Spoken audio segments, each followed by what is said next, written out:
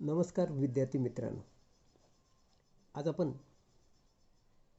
Find y5 and y6 when y0 is equal to 9, y1 is equal to 18, y2 is equal to 20 and y3 is equal to 24. पुढे असं सांगितलंय the third difference being constant. तर आपल्याला y5 आणि y6 काढा असा question आहे. जी माहिती दिली त्यामध्ये ह्या एक्सच्या किमती आहेत बघ, 0, 1, 2, 3 या एक्सच्या किमती आणि ह्या वायच्या किमती y0 9, y1, y2, y3 ह्या वायच्या किमती. आपल्याला असं सांगितलं ना धडधडीत थर्ड डिफरन्स बीइंग कॉन्स्टंट. तर याचा अर्थ आपण जो टेबल बनवू फॉरवर्ड डिफरन्स टेबल त्यामध्ये थर्ड डिफरन्स हा जो आहे ह्याच्या पुढे बनवायची गरज नाही, कारण थर्ड डिफरन्सच कॉन्स्टंट आहे. तिथपर्यंतच आपल्याला बनवायचं. ही पहिली गोष्ट लक्षात ठेवा. स्पष्ट सांगितलंय here third difference is being constant.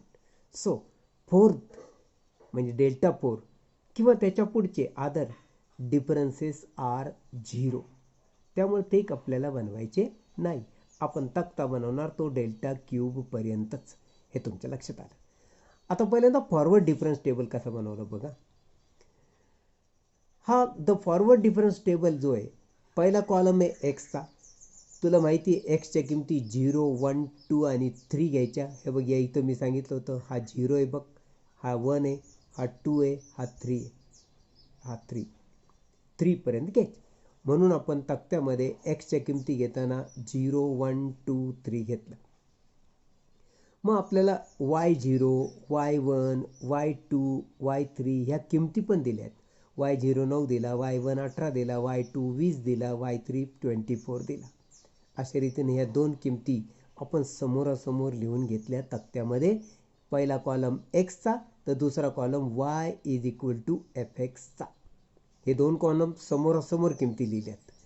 तुम्हाला तक्ता बनवताना अजून एक गोष्ट मी सांगितली होती की मध्ये आपण गॅप सोडतो बघा. 2 अंकांच्या मध्ये गॅप, या दोघांच्या मध्ये हा गॅप, कारण या दोघांची सबट्रॅक्शन आपल्याला त्या गॅपमध्ये लिहायची असते. हे तुम्हाला चांगलं माहिती आहे. तर अशा रीतीनं आपण आता हे बनवून घेतल्यानंतर पुढचा तक्ता डेल्टा वाय कॉलमचा. मग डेल्टा वाय काय, तर या दोघांची सबट्रॅक्शन, त्याला म्हणायचं आपण डेल्टा 0 वाय. या दोघांची सबट्रॅक्शन 9, या दोघांची सबट्रॅक्शन 2, 20 - 18 2, 24 - 24. मग delta y0, delta y1, delta y2 असं पण पुढं जायचं. डेल्टा शब्द लक्षात ठेवायचा, delta delta delta y0, y1, y2. मग पुढचा कॉलम आहे डेल्टा स्क्वेअरचा. मग सगळे delta square delta square delta स्क्वेअरच राहणार. आता या दोघांची सबट्रॅक्शन यांच्यामध्ये लिहिली म्हणजे 2 - 9 दॅट इज -7, 4 - 2 दॅट इज 2.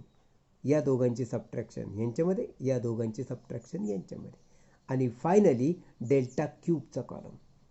फक्त एकच वजाबाकी, हा -7 आहे म्हणजे 2 - -7 दॅट इज इक्वल टू 9.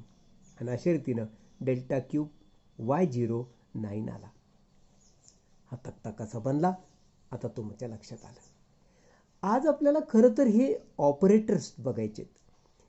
हे परीक्षेत लिहिण्याची गरज नसते, हे तुमच्या माहितीसाठी मी लिहिलेलं आहे. ई म्हणजे काय, तर त्याला आपण शिफ्ट ऑपरेटर असं म्हणतो. आणि E is equal to 1 plus delta ही त्याची किंमत आहे. म्हणजे ईच्या जागी आपण 1 प्लस डेल्टा लिहित असतो.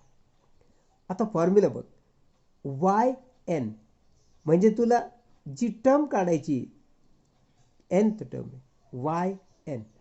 काय फॉर्म्युला त्यासाठी, कंसात 1 plus delta raise to n. इथं जे एन आहे तोच इथं आहे. म्हणजे इथं वाय 5 असेल तर इथं पण 5 येणार. आणि हा y0 मात्र कायम असतो. याच फॉर्म्युल्याला आपण कसं लिहितो बघा. वाय एन म्हणजे nth term is equal to e raise to n y0. आता ईची किंमत तुला माहिती आहे 1 plus delta. E raise to n म्हणजे 1 plus delta raise to n, हा y0 बाहेरच ठेवायचा. कंसात ईची किंमत जर आपण 1 प्लस डेल्टा लिहिली, रेस टू एन बाहेर y0 लिहिला. आपल्याला बायनॉमियल थेरम सुद्धा लिहिता आला पाहिजे बघ.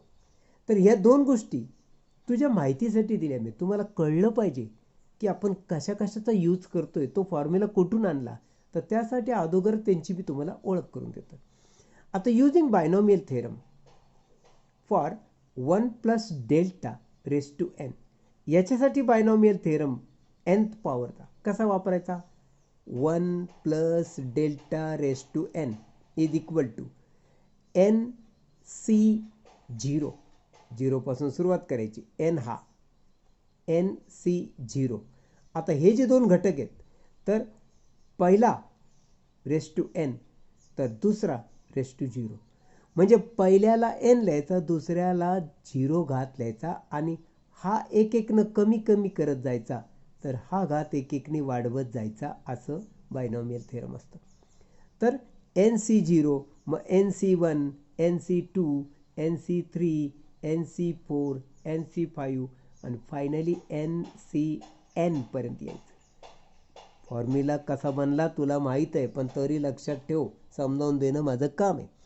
मग आता n C zero, 1 raise to n, delta raise to zero.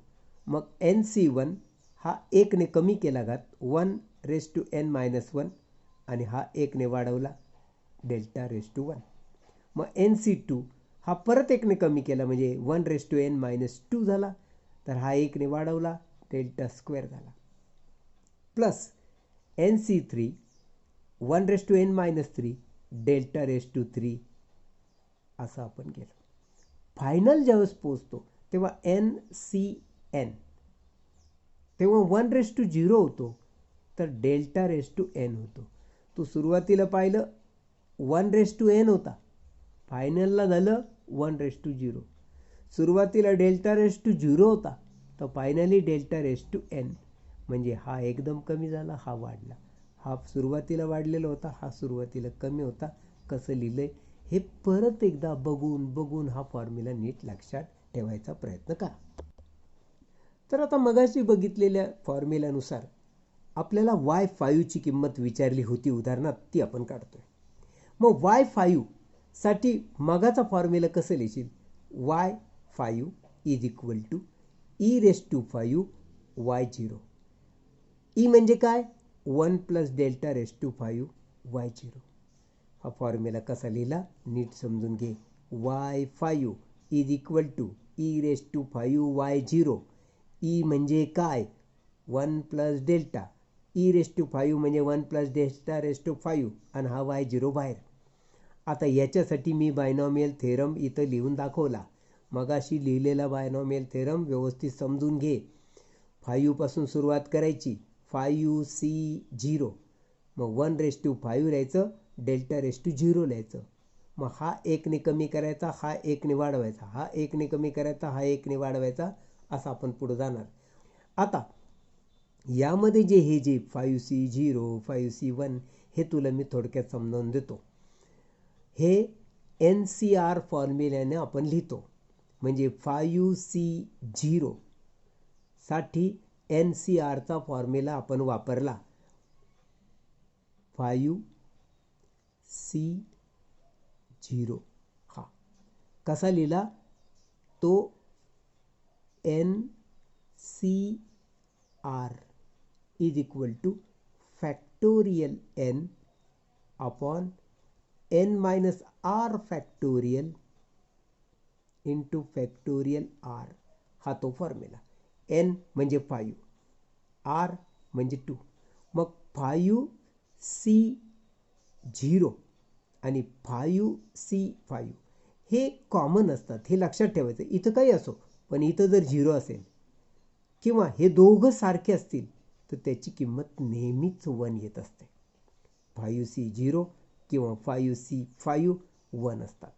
Me 5c1 इथं जर 1 असला, इथं काय असो, तोच त्याची किंमत असते. हे शॉर्टमध्ये लक्षात ठेवायला पाहिजे. 5c1 5, 6c1 6 असं असतं. इथं 0 असेल किंवा हे दोन्ही सारखे असतील तर त्यांची किंमत 1 असते, लक्षात ठेवा. आता मी तुला 5C2 या फॉर्म्युल्याने सोडून दाखवले. फॅक्टोरियल 5 अपॉन या दोघांची सबट्रॅक्शनचं फॅक्टोरियल आणि मग याचं फॅक्टोरियल. फॅक्टोरियल नोटेशन कसं सोडवतात तुला माहिती आहे. एक एकनं कमी करत जायचं आणि कुठंही थांबता येतं. आता छेदामध्ये ही वजाबाकी येते 3, म्हणून मी फॅक्टोरियल 3 जर छेदात येणार आहे तर हे फॅक्टोरियल मी 3 पाशी थांबणार. बघा 5 × 4 × फॅक्टोरियल 3 आणि यांची वजाबाकीचं फॅक्टोरियल आणि 2 फॅक्टोरियल कसं 2 × 1.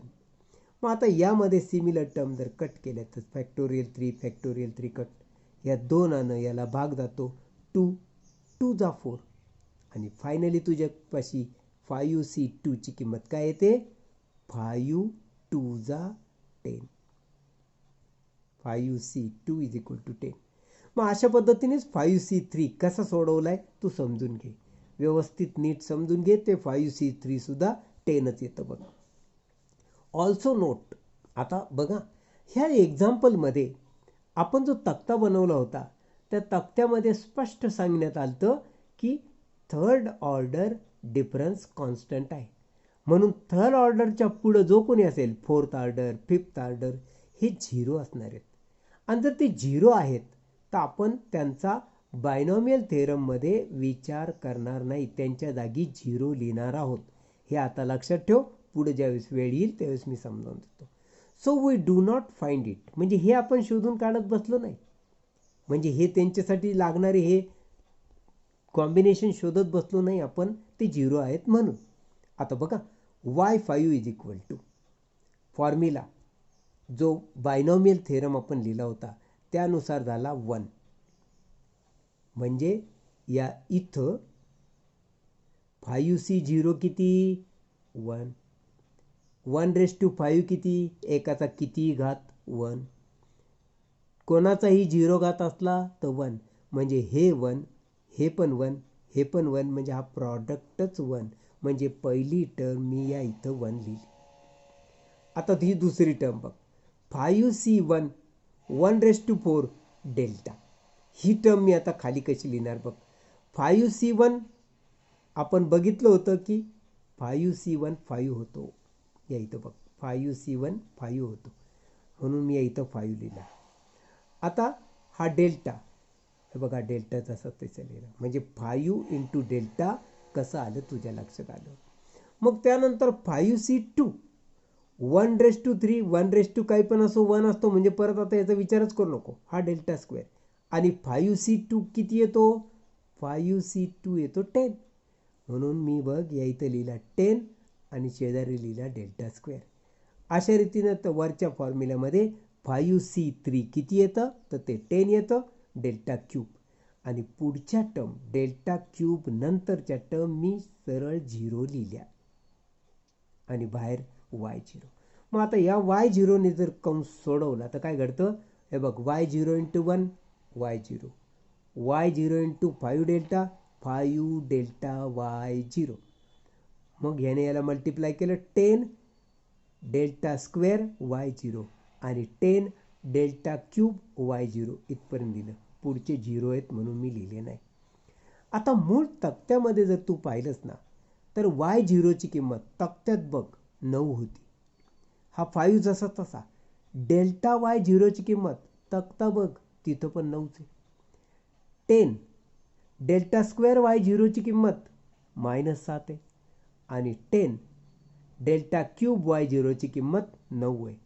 टेबल पाहिला ना तर ह्या टेबलात बघून या किमती मी भरल्या, याची किंमत 9, याची किंमत -7, याची किंमत 9. मग हा गुणाकार केला, तो सोडवला, तर फायनली y5 ची किंमत आली 74. आता तुला y6 ची किंमत काढायची. त्या y6 च्या किमतीमध्ये सुद्धा y6 = e⁻⁶y0. मग e म्हणजे काय 1 + डेल्टा ⁻⁶, आणि बघा y0. मग बायनॉमियल थेरम लिहिलाय मी 6C0, हे बघा हा 6 आहे, 6C0 1⁶ डेल्टा ⁻0. मग 6C1 1:5 डेल्टा रेस टू 1 म्हणजे 1ने हा कमी 1ने हा वाढवत चाललो आणि इथं 1 2 3 4 लिहित चाललो, इथं 6 6 6 6 तसेच आहेत.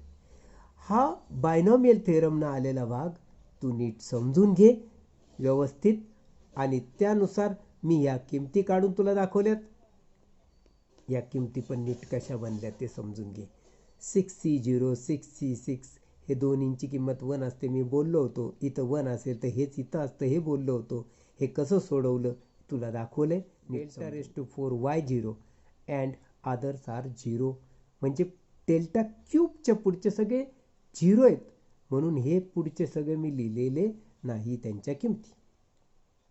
आता y6 is equal to 1 y0 6 delta y0. आता हे कसं आलं हे तुझ्या माहिती आहे, तुझ्या लक्षात आलेलं आहे आणि पुढच्या डेल्टा क्यूबच्या पुढच्या किमती मी सरळ 0 लिहिलेल्या आहेत.